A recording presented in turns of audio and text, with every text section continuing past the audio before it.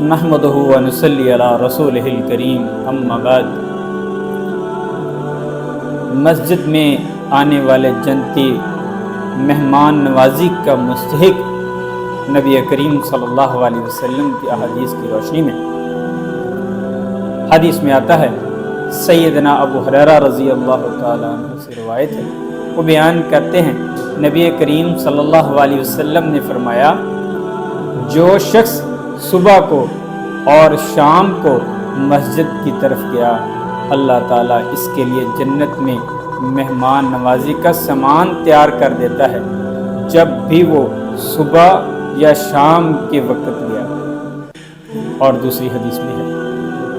حضرت ابو سعید الخدری رضی اللہ عنہ سے روایت ہے، وہ بیان کرتے ہیں رسول صلی اللہ علیہ وسلم نے فرمایا، جب تم کسی شخص کو مسجد کی خبر گیری کرتے دیکھو تو